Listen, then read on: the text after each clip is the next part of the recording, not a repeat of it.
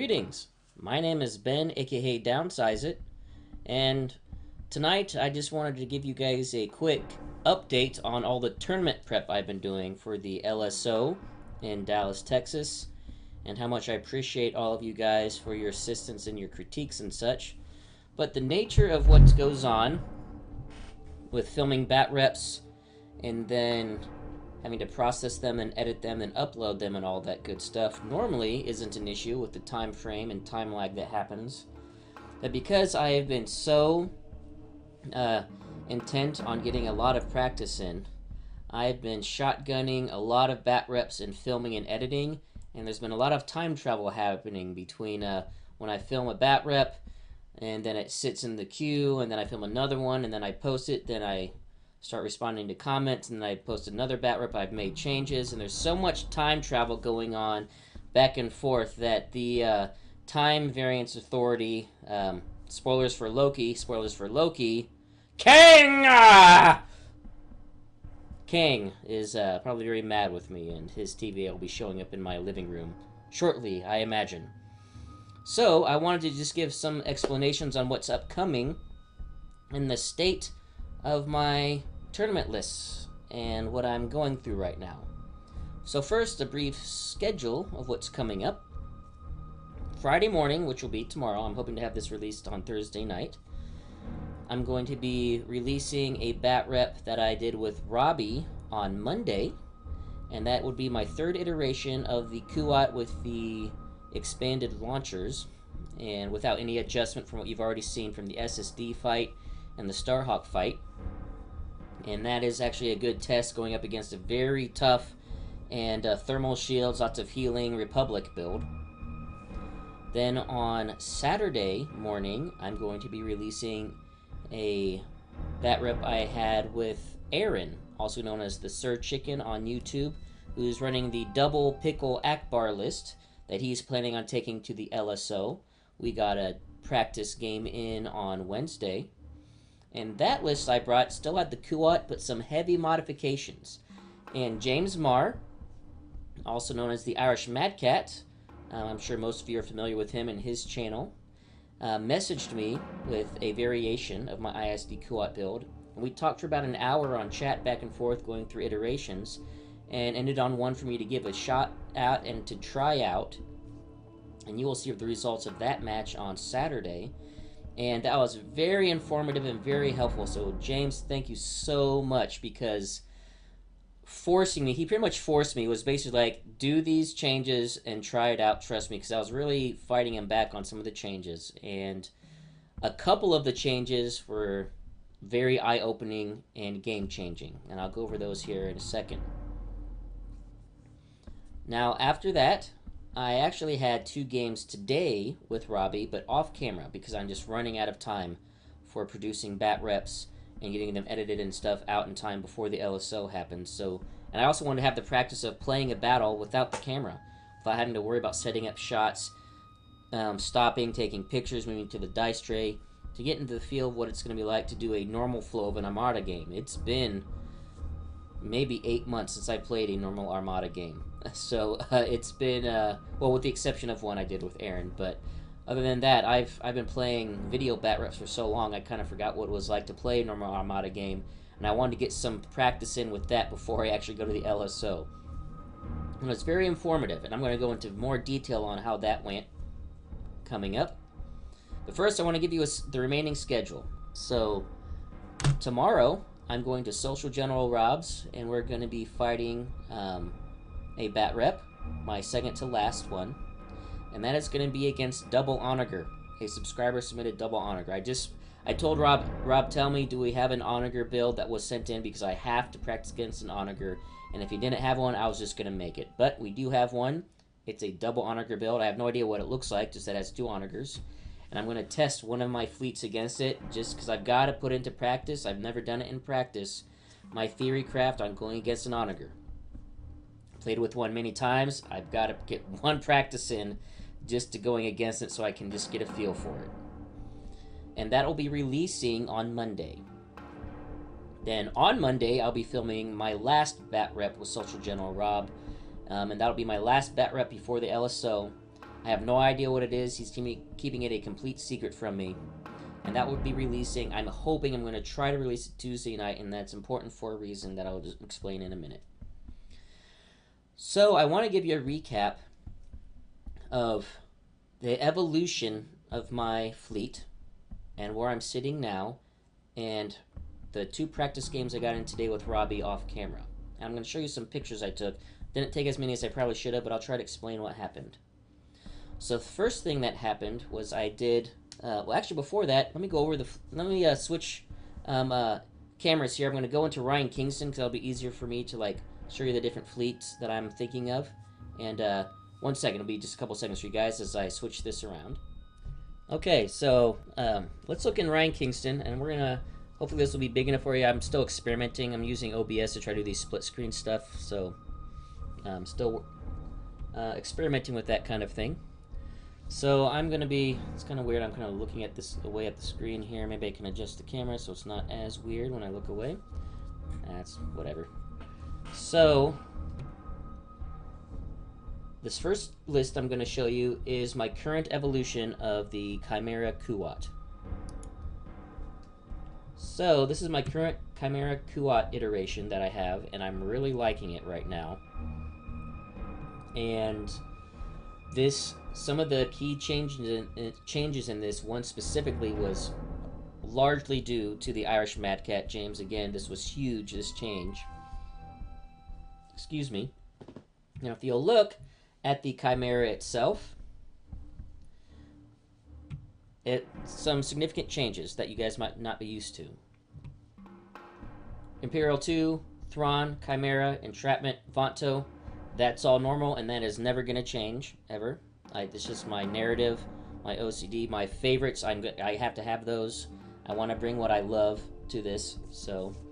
And then leading shots, XI7s, that's not going to change either, that's just a core to it. But what did change, and the change that Irish Mad Cat forced me to give a shot at to try once, is putting electronic countermeasures on Thrawn, just to guarantee I can use that brace to keep Thrawn alive, because that is so key. And let me tell you, you guys will see Saturday and today, it was massive, and tell me my eyes were opened. I used to run electronic countermeasures all the time, of course, before 1.5 when you didn't have to refresh it. But when you had to start refreshing it, I just went to advanced projectors. I really like advanced projectors still. But for tournament play, the importance of keeping Thrawn alive and the high firepower list I'm going to be facing, my eyes are opened back again, falling back in love with electronic countermeasures. And with Vanto and his ability to give me whatever token I need, and even just to stage a token right at the beginning, I can refresh that multiple times, no problem. And it made a huge difference. So that is actually staying. And then also going to gunnery teams on the Chimera. After seeing the power of the gunnery teams on the Kuat, I was like, you know what, I'm going to try gunnery teams on the Chimera. And I tried that for the first time today, and it was pretty significant. And I think that threat, even though I love local fire control narratively in my casual games, the salvo coming back, it's so easy to stop with an accuracy, and it's not adding that much firepower, but my ability, and especially in MSU fleets, to not only do a double Kuat shot, but a double Chimera shot on 2 different targets, can pretty much drop 2 small ships with both those guys firing at them in 1 round if I'm in optimal range. And that happened today. So I'm thinking I'm liking gunnery teams. And I have to get very creative with my using Vanto, pre-planing tokens, using Thrawn dials, using my ship dials. It's a lot more complicated to get the nuances going. But the way it worked today worked really well. And I'm going to try this again one more time against Social General Rob in one of the bat reps. And then you'll see on the Kuat, I finally dropped expanded launchers. I did not do external racks. I just don't like one-shot cards on a large ship like this. Like Raider 1s or something like that, I think they're great. I just hate them on large ships. But assault concussions, I can still put a powerful punch from the Kuat. And this time, regardless of what hull zone I'm shooting at, as long as I'm at close range. And then if I have that double front arc on something, especially in optimal range, 3 red, 2 blue, 3 black is still a monster with rerolling with leading shots. That's going to be putting out a lot of damage, with the follow-up of Thrawn coming behind him, adding to it. And it paid off. Now, with my squads in this iteration, it's far less. I did make a change, though. Social General Rob was kind of like, Ben, why'd you take Jendon out? Come on. I was just doing it. As you guys noticed, I did Merrick Steel and 3 defenders for a few tests. But the thing is, Jendon and Merrick is such a powerful combo. I've got to keep them in, and they're going to stay in. And even though I'm very light on squads now, my defenders, if I see a squad-heavy list, I just use my defenders to go up and engage the enemy squads just to lock them down. I'm not trying to kill their squads. That's not the point. The defenders is basically just 12 hit points there to die, to soak up enemy squads. That frees up Merrick and Jendon to go around and do their thing against ships to assist in the Kuat Chimera combo.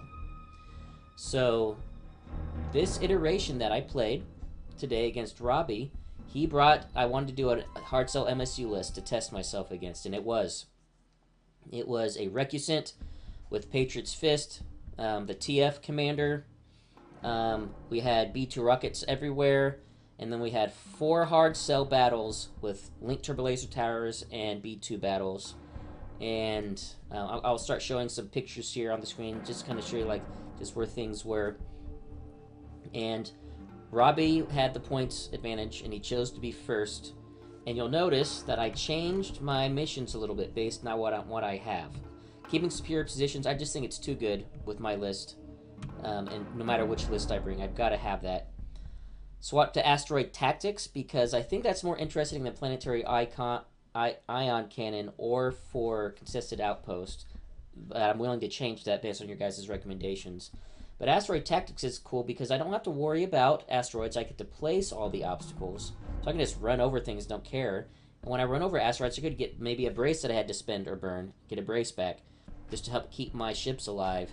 The Exogorths or whatever, I could maybe put them in the way of ships to maybe run over, but most of the time I'll just probably keep the Exogorths out of the play area. Unless I'm facing a squad-heavy list, then I could use the Exogorth to jump.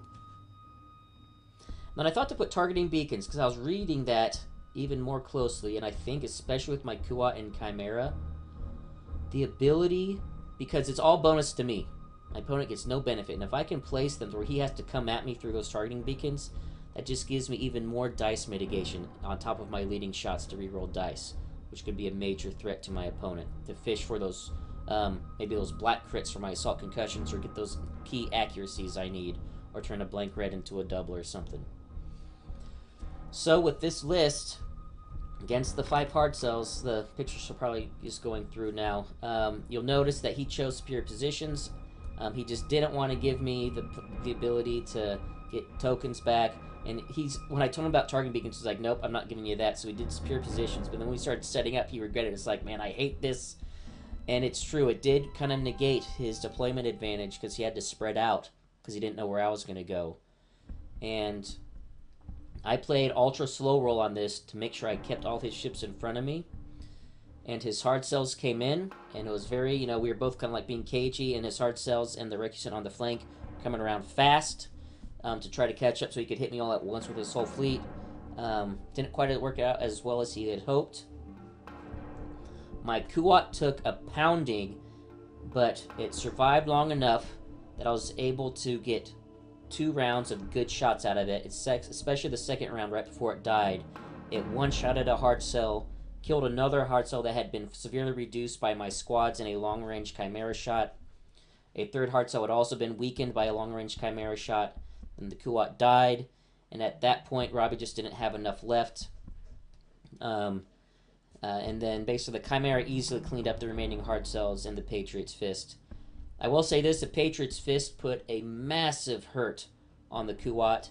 Didn't quite kill it. It was like the final activation of the round before we went to the next round. Had me to 2 health remaining, but I was first player, so I was able to activate the Kuat immediately. I'm sorry, I was not first player, I was second. He had a hard cell to go that was about to die, attacked, and whiffed bad. He didn't get any accuracies. I had 2 shields remaining on my back, so I could redirect, and ended up, and he couldn't get the angle he needed to ram me. I had 1 health remaining, and then the Kuat, I'm sorry, I'm trying to remember how it went. Then the co-op went, did the one shot, and then killed the wounded one with the gunnery team's front. It just, I mean, it was a pretty satisfying moment for me. And then after that, near the end, Patriot's Fist actually got another massive shot on the Chimera. I mean, I think it was 11 damage with an accuracy, but because of James Marr, he locked down my brace. Didn't matter, electronic countermeasures. I was able to brace, redirect, no damage on the hull, and then he was in my double arc, the Chimera, with all my squads free, and it was just, I obliterated him. It was a tabling.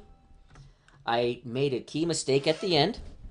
Because he did kill the Kuat even with the tabling, I only had gotten one victory token from superior positions because I was using my squads primarily to attack the side hull zones of the hard cells, just to get through the weak sides, put some damage on, and then finish it up with the Star Destroyers, which worked.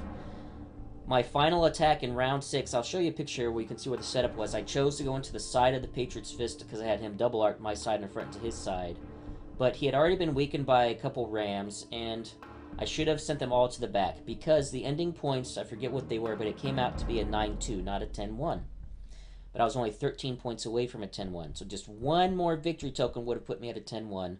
And I actually could have put all of my squads in the back, even if he redirected those shots to his starboard side, because I ended up killing the Patriot's Fifth just with my side arc. It's just 4 dice, and I used my concentrate fire on it with the Thron dial, concentrate fire. And that was not even, then I would have had my 8 dice follow-up just to make sure it was done.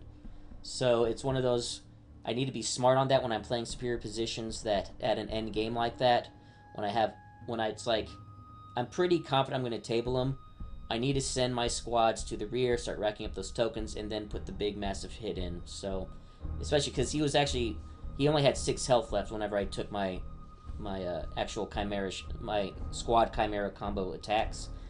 Could have easily gotten 6 damage with the side front because he didn't have much to redirect to anymore after that.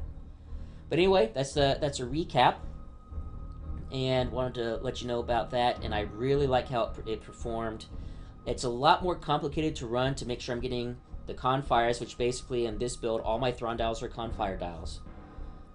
Making sure I'm getting Vanto giving me, I plan an engineering on Thron first immediately to give me an engineering token to refresh the electronic countermeasures eventually.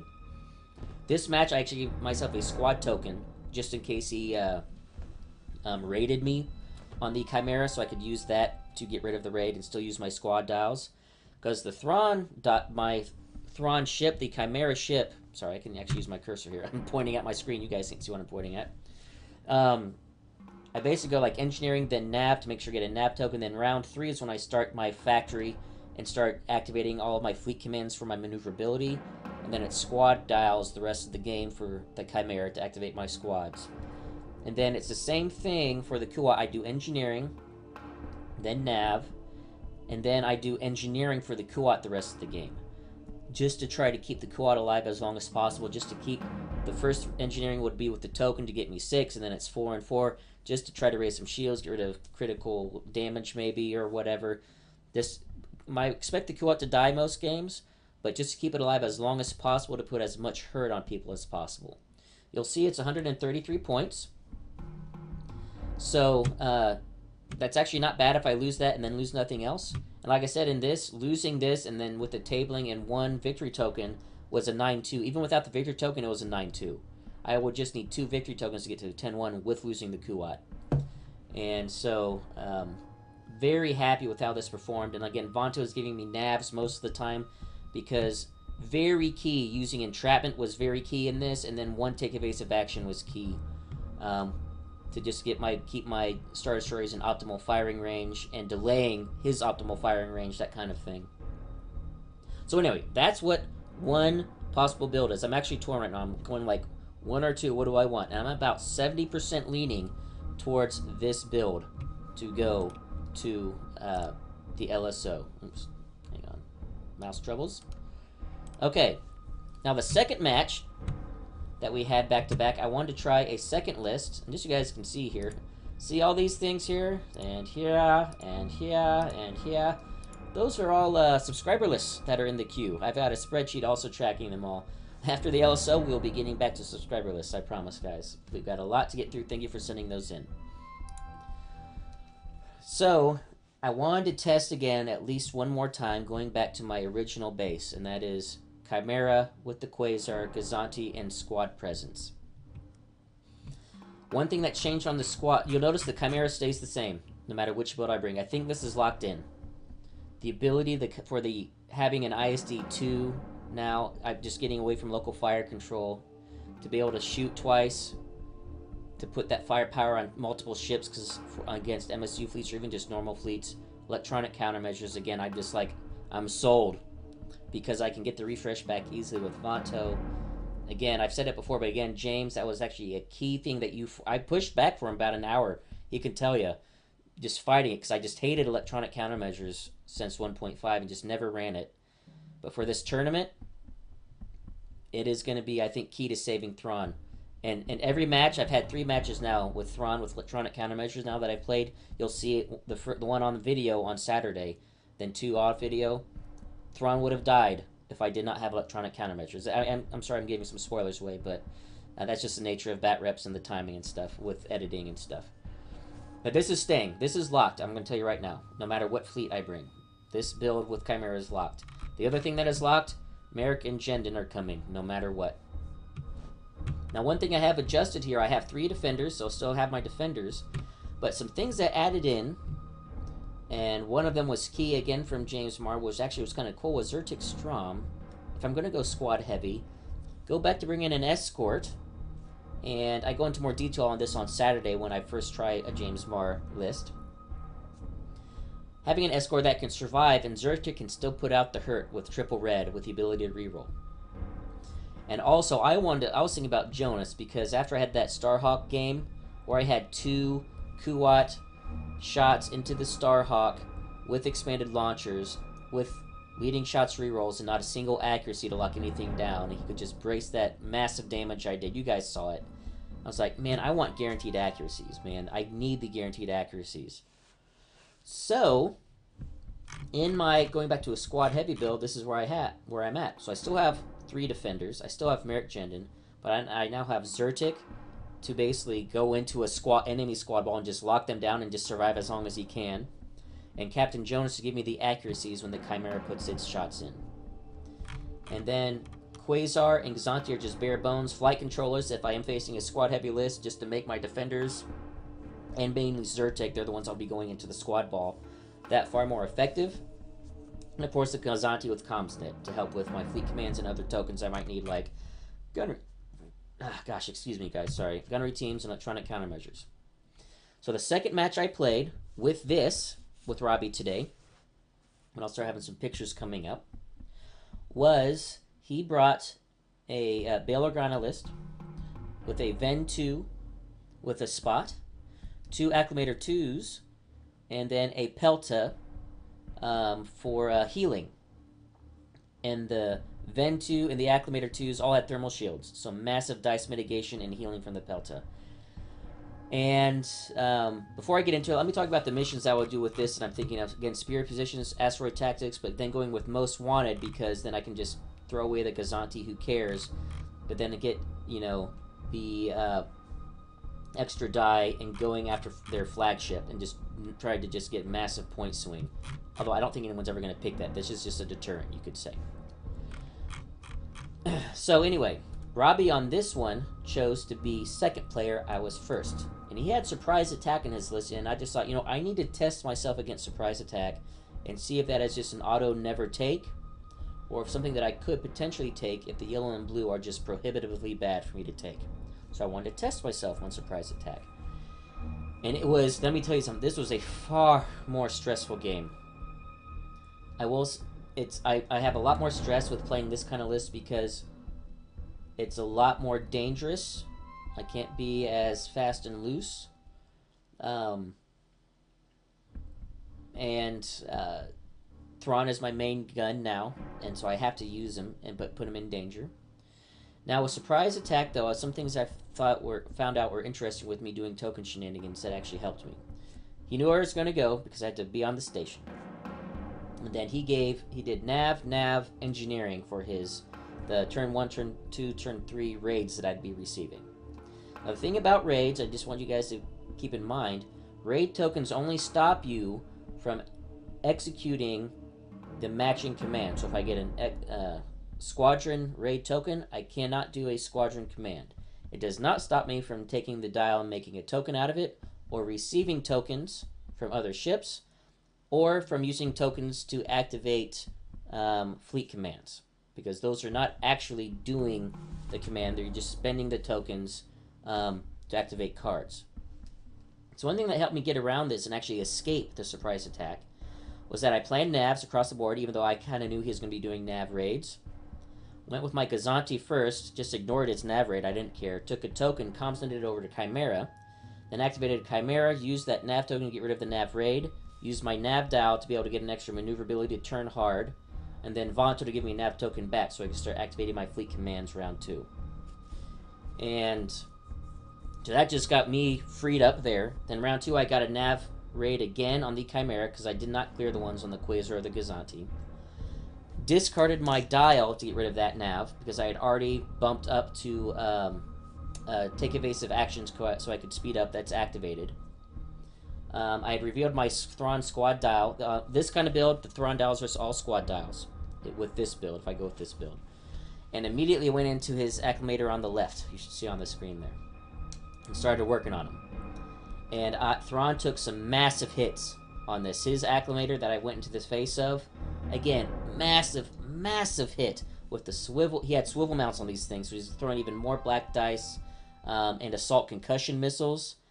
Locked down my brace, but again, electronic countermeasures. Brace it to half. Saved Thrawn's life. And because I was first player, I took another nice shot from the acclimator, the other acclimator. Barely got out of spot range of the Venator.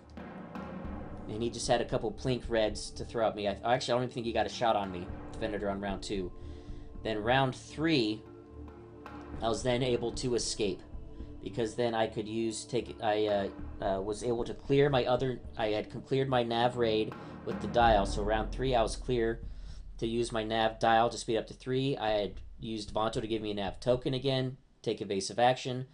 I was able to with squads, and by that point, basically 2 rounds of squads being unleashed on the acclimator with no resistance, and then even a thermal shielded Chimera shot at close range was enough to kill that acclimator.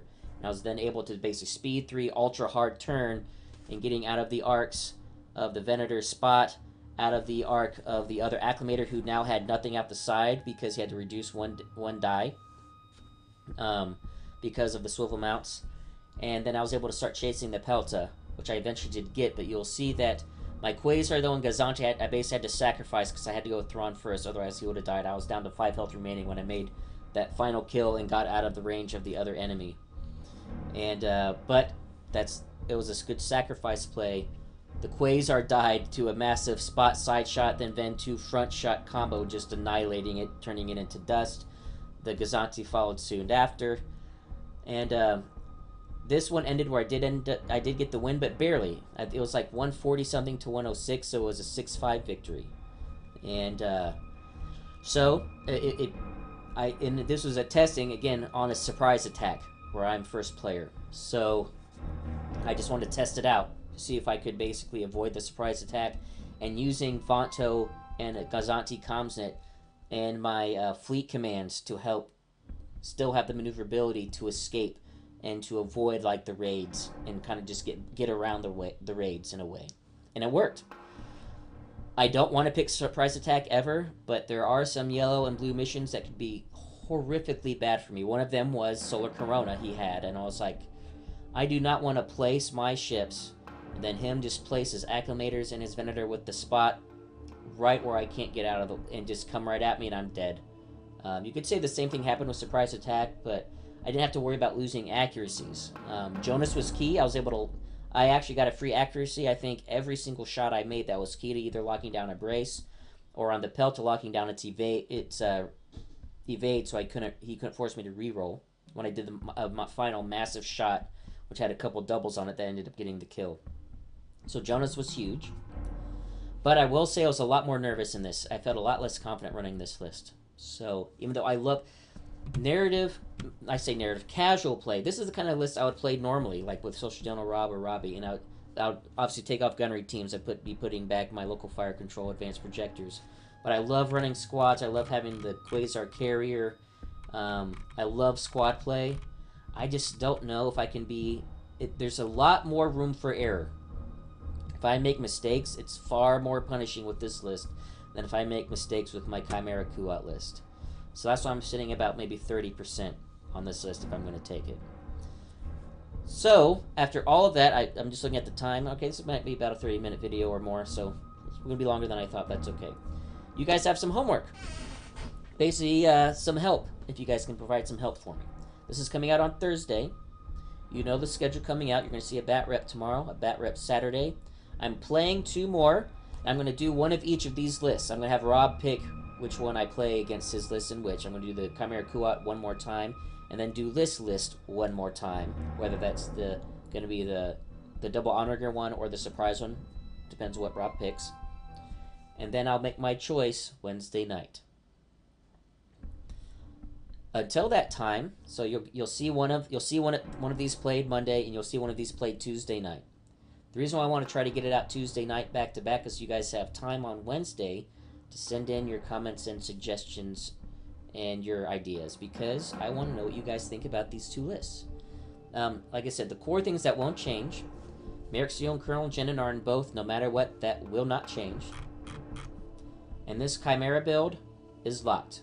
So, now I will, you know, I'm always open to your guys' suggestions of what I can modify and change, even with like maybe changing different upgrade cards on this Chimera build. But I played this now 3 times, this Chimera version, and I've loved it, and I think this is it. I think this is it for my command ship. It's locked.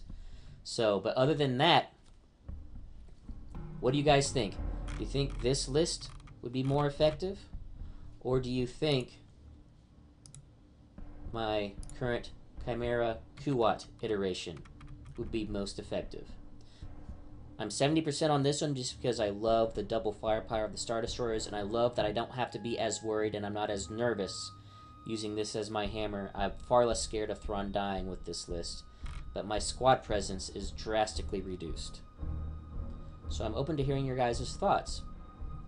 One possible iteration here with these squads is that I can easily replace the 2 TIE defenders and put in Zyrtec Strom and Captain Jonas. So I get Captain Jonas's accuracies, but then Zyrtec Strom is my only anti-squad squad. Basically, if I come into a massive squad ball, I'd be sending Zyrtec out by himself with no support. Just hope he survives maybe a turn, maybe 2, while Merrick, Jendon, and Jonas go do their thing to give myself accuracies. That could be a play. I kind of hate that because I love defenders, and Robbie painted all those beautiful defenders for me, which I'll be using for the rest of my life. You'll see defenders all the time on the channel. But I was really kind of wanting to take them to the tournament. But let me know what you guys think. Is it worth, if I go with this build, having 2 defenders to go out and just mess with other squads and just lock them down while Merrick and Jendon do their thing? Or is Zyrtec Strom enough to hold them down long enough so that I can have Merrick, Jendon, and Captain Jonas go do their thing against ships and assisting the Kuat and the Chimera? Because I tell you what, guys, I've played with Jonas twice now. You'll see him on Saturday and then off screen today. It was key in a lot of moments for me to get that accuracy when I needed it. And just so you guys can see what it would look like, just drop these 2, add Captain Jonas, add Zyrtec Strom, and I know some of you guys will hate this. He's like, well, now you have a 1-point bid. Nope, because I'm OCD, I want 400. I can't not do... I'd be doing that. So just if it goes this way, I'm making it 400, guys. I know some of you guys who are probably just screaming at me. It's just, that's a bridge too far that my OCD wouldn't be able to handle, and I'd be thinking about it every single game that I was on at the tournament, and I don't want to think about that. But anyway, that's a possible variation. It's hard for me to be like, I'm not going to be bringing any defenders in except for Merrick, but this might be a more efficient squad list when I'm going min squads to help with the ship attacks here, especially Jonas. And then just Zyrtec is there to die. He's just to go out and survive as long as he can in the middle of a squad ball and just So maybe someone else, since I'm not using him to basically be an escort, just go out there and brace, die. Maybe for 1 or 2 turns. Maybe there's another squad I could use to go send out. But the thing is, I want to say Robbie is being very generous. He's painting me some bombers and some advanced so I can have it in time, because I was thinking about doing these guys. I want to bring the painted squad. So it's basically going to be these guys or 2 defenders if I do this list. So, y'all's homework between now and Wednesday, and especially basically once you guys get to see these in action on Monday and Tuesday, is on Wednesday you can either comment in this video or in my other bat reps. Which list do you think I should bring? And I'll take everybody's advice. I'm sure I might get advice one way or the other. I'll weigh the pros and cons. Also, let me know about missions that you would take for each one. I will say this, superior positions is locked for both. That's not changing, but my red and yellow missions for both fleets, I am open for suggestions. Absolutely. So let me know what you guys think. What should I bring? And then Wednesday night, I will make my choice, and I'm gonna release a video Thursday morning, bright and early before we go on our road trip. We're gonna leave bright and early Thursday to start driving down to Dallas, with my wife and kid.